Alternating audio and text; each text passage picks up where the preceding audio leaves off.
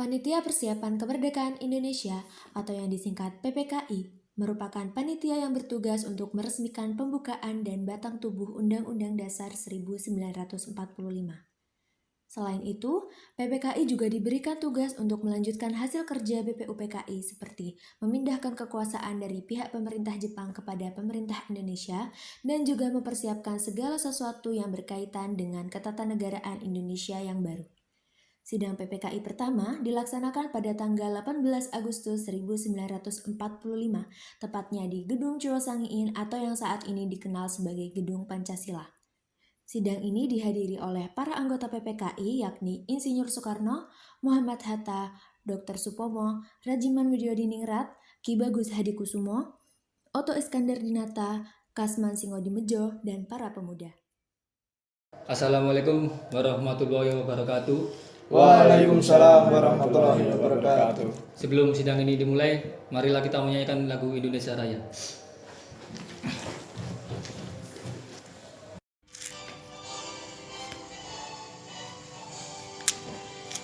Indonesia tanah airku, tanah tumpah darahku. Di sanalah aku berdiri, jadi pandu ibuku. Indonesia. Hadirin dipersilakan duduk. Baiklah para hadirin sekalian, sebelum sidang ini dimulai, saya selaku Ketua PPKI akan memulai sidang ini, yaitu sidang pertama PPKI pada tanggal 18 Agustus pukul 11.30 pagi. Saya sebagai Ketua PPKI menyatakan sidang ini dibuka. Baiklah, di sini saya bersama Bung Hatta berencana untuk menambahkan 9 anggota baru PPKI. 3 diantaranya yaitu Sukarni, Karul Saleh, dan Wikana. Namun, karena para golongan pemuda masih menganggap bahwa PPKI ini adalah bagian dari Jepang, maka mereka mengundurkan diri. Oleh karena itu, perkenalkan 6 anggota baru kita, yaitu pertama Ahmad Subarjo, Sayuti Melik, Ki Hajar Dewantoro, Raden Arya Adipati Wiranata Kusomo, Kasman Singodimedjo, dan Iwa Kusuman Sumantri. Kami dan wakil golongan Islam yaitu Wahid Hasyim, Ki Bagus Hadikusumo, Kasman Singodimedjo, dan Teoku Muhammad Hasan telah membahas tentang perubahan sila pertama pada dasar negara dalam Piagam Jakarta. Kami menyepakati bahwa frasa pertama, ketuhanan dengan kewajiban menjalankan syariat Islam bagi pemeluk-pemeluknya, diganti dengan ketuhanan yang Maha Esa. Alasan perubahan ini semata-mata demi persatuan dan kesatuan bangsa Indonesia. Saya setuju dengan kalimat itu. Baiklah, kita ganti kalimat ketuhanan dengan kewajiban menjalankan syariat Islam bagi pemeluk-pemeluknya menjadi ketuhanan yang Maha Esa.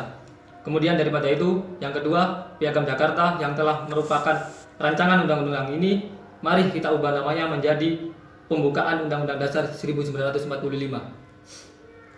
Mari kita lanjutkan agenda kita pada pagi hari ini dengan membahas pasal-pasal dalam rancangan Undang-Undang Dasar.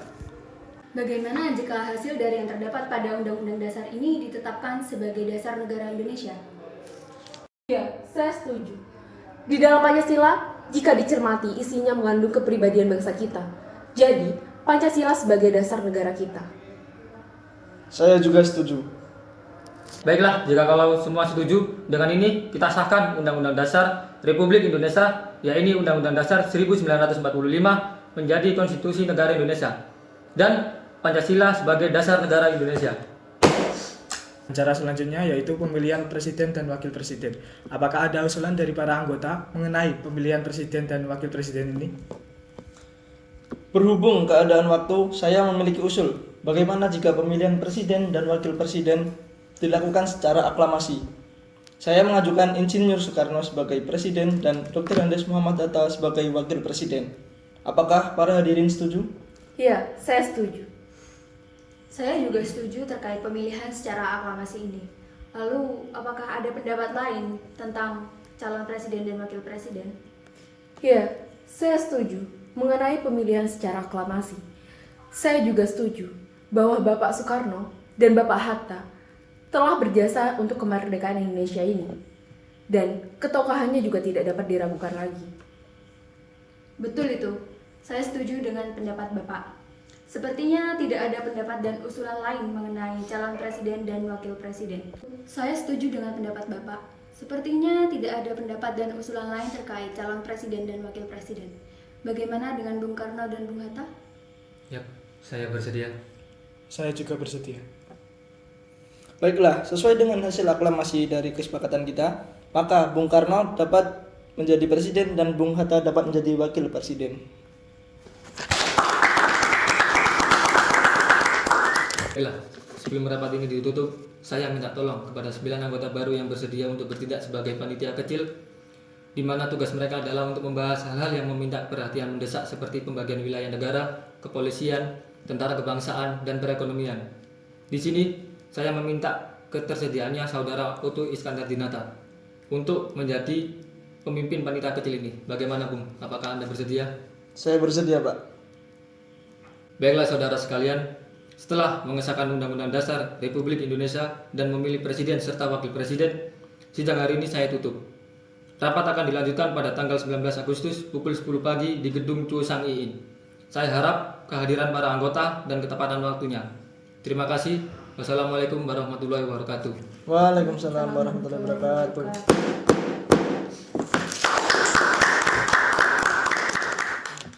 Setelah pemilihan presiden dan wakil presiden, selanjutnya dilakukan sumpah presiden dan wakil presiden. Saya bersumpah akan memenuhi kewajiban sebagai Presiden Republik Indonesia dengan sebaik-baiknya dan seadil-adilnya, memegang teguh Pancasila dan menjalankan segala undang-undang dan peraturannya dengan seluruh-seluruhnya serta berbakti kepada nusa dan bangsa. Saya bersumpah akan memenuhi kewajiban sebagai Wakil Presiden Republik Indonesia dengan sebaik-baiknya dan seadil-adilnya, memegang teguh Pancasila dan menjalankan segala undang-undang dan peraturannya dengan seluruh-seluruhnya serta berbakti kepada nusa dan bangsa.